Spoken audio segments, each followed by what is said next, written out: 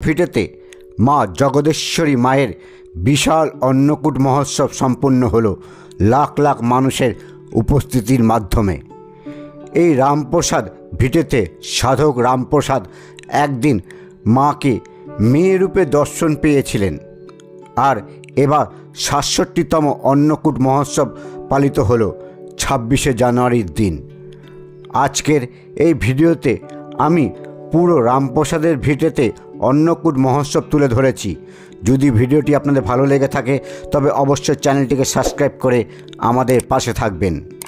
চলে এসেছি রামপ্রসাদের ঘাটে। তো আপনারা এখানে হালিশহর থেকেও আসতে পারেন, কাস্তাপাড়া থেকেও আসতে পারে এবং নৈহাটি থেকেও আসতে পারে। আর আমার গাড়ি হালিশহরে দাঁড়াবে না বলে আমি নৈহাটি নেমে পড়ছিলাম। নৈহাটি থেকে আপনারা বাসও পেয়ে যাবেন এবং টোটোও পেয়ে যাবেন।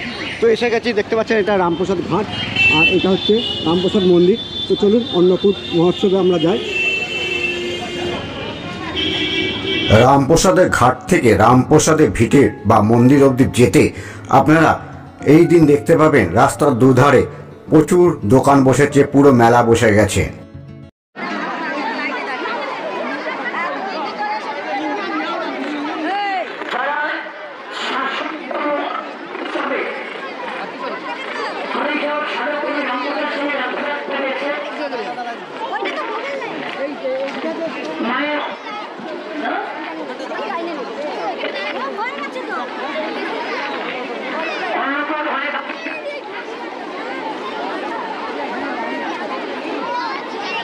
চলে এসেছি রামপ্রসাদ ভিটেতে ৬৭তম মায়ের এইবার অন্নকূট। তো চলুন ভেতরে যাব এবং আস্তে আস্তে সব কিছু দেখাবো। মন্দিরে ঢুকবার বাঁ দিকেই দেখতে পাচ্ছেন এখানে সব মায়ের পুজো দেওয়ার জন্য দোকান রয়েছে এবং এখানে ডালা সাজানো রয়েছে। এরকম পরপর অনেকগুলো দোকান আছে। আর যদি আপনারা ভোগ নেন, মালসা ভোগ নেওয়ার পরে প্লাস্টিক এইসব জায়গা থেকে আপনারা কিনতে পেয়ে যাবেন। এরকম পরপর রয়েছে সব দোকান এবং ওই সাইডটাতেও দিয়েও লাইন দোকান আছে দেখতে পাচ্ছেন। আজকের দিনে অস্থায়ীভাবে এই সব দোকানগুলো বসেছে দেখতে পাচ্ছেন, ভোগের মায়ের পুজো দেওয়ার মতন। পুজো দেওয়া ২-৩টে লাইন পড়েছে, তাও দেখতে পাচ্ছেন একেবারে গেটের বাইরে থেকে ওইখানে পুজো দেওয়ার জন্য। আর ভিড়টা দেখুন, সত্যি মানতে হবে এত ভিড়। দেখেন ২-৩টে লাইন পড়েছে, কিন্তু একেবারে পুকুরের সাইড দিয়ে ঘিরে তারপরে মায়ের মন্দিরে যাওয়া হচ্ছে। আর এখানে কিন্তু কোনো ভিআইপি লাইন নেই।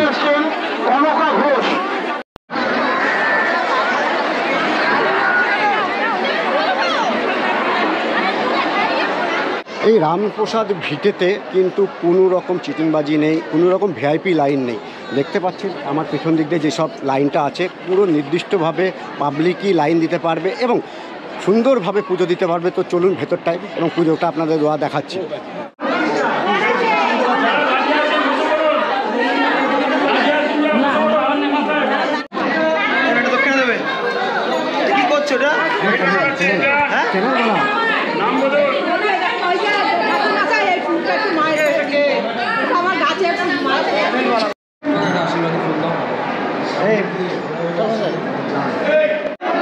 দেখতে পাচ্ছেন এই যে লোকগুলো ঢুকছে, একদল লোক ঢুকছে, তাদের নাম গোত্র দিয়ে পুজো হওয়ার পরে আবার একদল লোককে ঢোকাচ্ছে। একেবারে আজকের দিনেও বেশ সুষ্ঠু সুন্দরভাবে সবার নাম গোত্র দিয়ে কিন্তু পুজো হচ্ছে।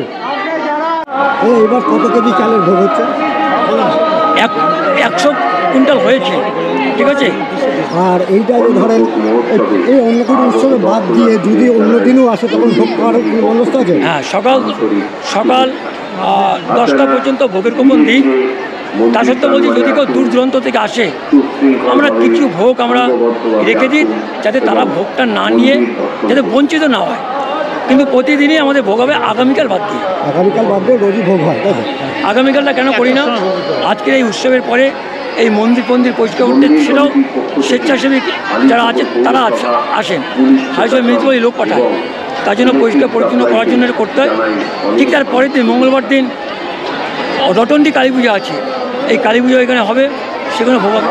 তাহলে এতক্ষণ শুনলেন এই ওয়ার্ডের যে কাউন্সিলর উনি বললেন যে এই মন্দিরে কি কি মানে ব্যবস্থা করেছে মানুষের সুবিধার্থে, যেরকম শরীর খারাপ হলে পেছনে স্বাস্থ্য শিবির করেছে এবং একজনা অজ্ঞান হয়ে গেছিল তাকেও খুব সুন্দরভাবে তারা ট্রান্সফার করলেন। তো কোথায় কি আছে আর সব দেখাবো, তো চলুন। দেখেন এটা হচ্ছে স্বাস্থ্য কেন্দ্র করেছে, আর এর পাশে আছে অতিথিদের বসবার জায়গা, তার পাশে আছে অনুসন্ধান অফিস, এটা অনুসন্ধান অফিস করেছে, আর পাশে পুলিশ করেছে, তার পাশেও একটা স্বাস্থ্য কেন্দ্র করেছে এবং ওইখানটায় যারা ভোগের কাউন্টার ভোগ নেবে তা পয়সা দিয়ে কিনতে চায় তাদের জন্য এখানটা কাউন্টার করেছে।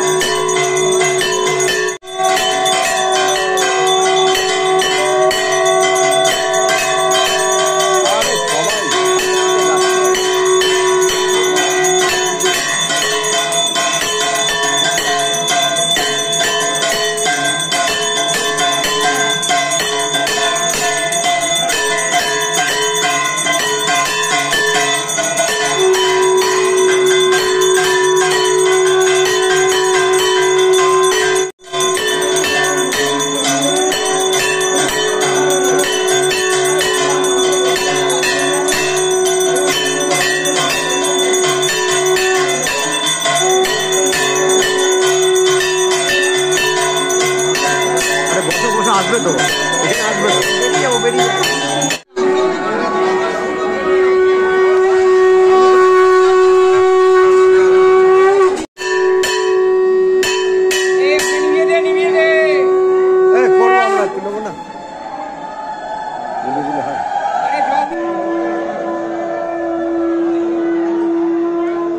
মায়ের অন্নকূট পুজো হয়ে গেল এবং পুজো সামগ্রী ভেতরে চলে গেল।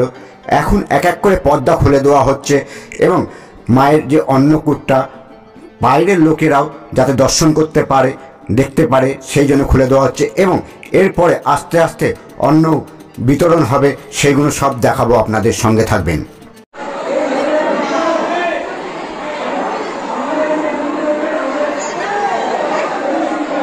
বলছি রামপ্রসাদ মন্দিরে এই যে অন্নকূট, এই অন্নকূটের মতো আর কোথাও অন্নকূট পাবেন না, কারণ এটা অরিজিনাল প্রসাদ। দেখতে পাচ্ছেন যে পুজোটা হলো সেই প্রসাদই, সেই চাল, সেই তরকারি, সেই মানে আপনার পায়েস, সেই সবগুলোই আপনাদের হাতে তুলে দেওয়া হবে এবং প্রসাদ হিসাবে তুলে দেওয়া হবে। এখানে খুঁড়ি করে পায়েস এবং চাটনি দেওয়া হবে।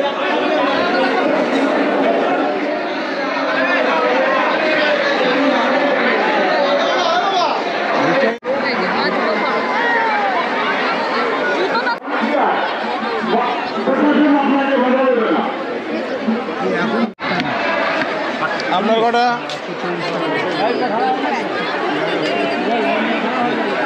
লাইনে দাঁড়ালে লাইনটা ঠিক করো ভাই। তো ভোগের কুপন কেটে নিলাম, দেখতে পাচ্ছেন 60 টাকা করে নিল। আর বাকি যদি আপনি না পারেন ভোগের কুপন 60 টাকা দিয়ে নিতে, তাহলে ফ্রিতেও বন্দোবস্ত আছে। ফ্রিতে কোথা থেকে দিচ্ছে সেটা আপনাদের দেখাবো, তো চলুন। দেখতে পাচ্ছেন অন্নকূটে পুজো হয়ে গেল, তারপর এবার প্রসাদ নেওয়ার জন্য যারা যারা ফ্রিতে প্রসাদ নেবে বা কাটবার মতন 60 টাকা দিয়ে ক্ষমতা নেই, তারা একটা হচ্ছে ভোগের লাইন অতিথি, যারা অতিথি ট্রাস্টের অতিথি, পুজো মন্দিরের অতিথি, তাদের জন্য একটা ফ্রি ভোগ লাইন, এটা পুরুষদের লাইন, আর একটা ফ্রি ভোগ লাইন, এটা মহিলাদের লাইন। তো একেবারে নির্দিষ্টভাবে হুড়োহুড়ি নয়, লাফালাফি নয়, একেবারে নির্দিষ্টভাবে লাইন দিয়ে সবাই কিন্তু এখানে মায়ের প্রসাদ নিচ্ছে। দেখতে পাচ্ছেন এখানে যে ফ্রিতে প্রসাদ পেয়েছে, তবে কি ঠাকুমা প্রসাদ পেয়েছো, ভালো লাগলো তো? দেখেন যারা প্রসাদ নিয়েছে এখানে সেবা করছে, প্রসাদ নিলেন তো এখানে সবাই, ভালো লাগলো তো? এইখানেও দেখতে পাচ্ছেন সবাই প্রসাদ নিয়ে মোটামুটি এইখানেই সেবা করছে। এই যে দেখতে পাচ্ছেন, এইদিকেও দেখতে পাচ্ছেন। কাকা প্রসাদ পেলেন? প্রসাদ পেলেন? অনেক ঠিক আসছেন? প্রতি বছর আসেন নাকি? ভালো লাগে তো? যারা 60 টাকা দিয়ে কুপন কেটেছে তাদের এটা হচ্ছে ভোগের লাইন, এখান দিয়ে পুরো বাইরে চলে গেছে।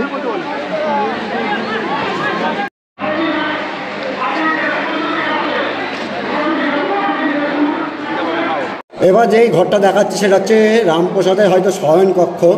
দেখতে পাচ্ছে রামপ্রসাদ এখানে রয়েছে এবং এই সাইডে একটা খাট রয়েছে এবং রামপ্রসাদের সামনে রয়েছে দেখতে পাচ্ছেন যে একটা মা এবং রাধা গোবিন্দ।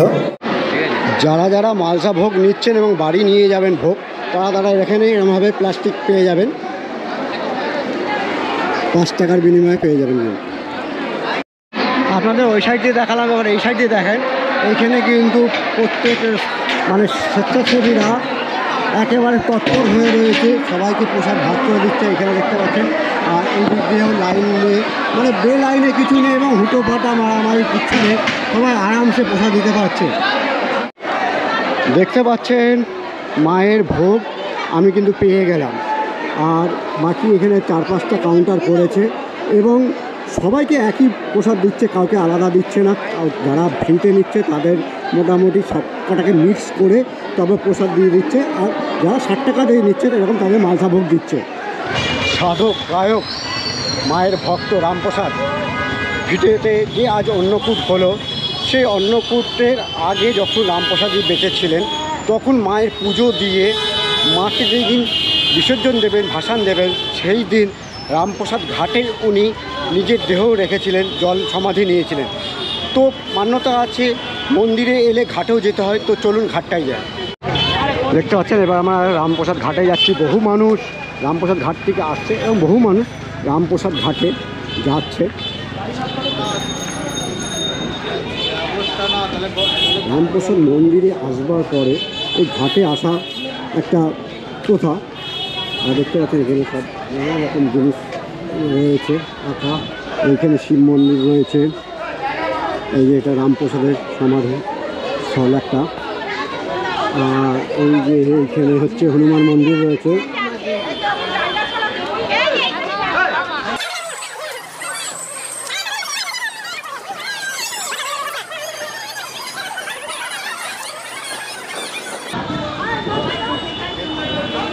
এখানে তারা মায়ের একটা মন্দির রয়েছে।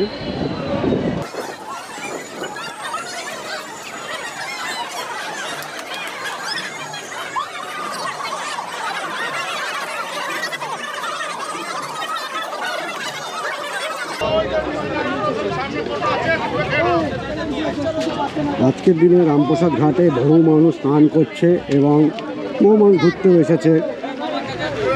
আর এখানকার স্থানীয় লোকেরাও কিছু কিছু লোক স্নান করে। রামপ্রসাদ ঘাটটা খুব সুন্দর কিন্তু। আর দূরে দেখতে পাচ্ছেন অনেকে মাছ ধরছে। বন্ধুরা, আপনাদের রামপ্রসাদের যে ভিটে, সেই ভিটে দেখালাম। আজকে ৬৭তম যে অন্নকূট পুজো ছিল সেটা দেখালাম আপনাদের, কীরকম ভিড় দেখালাম। এবং রামপ্রসাদ ঘাটে রয়েছি আমি, এবার হাতে রয়েছে প্রসাদ দেখতেই পাচ্ছেন। তো আর বেশি ভিডিও করতে পারলাম না, এখানে রাখলাম। টাটা।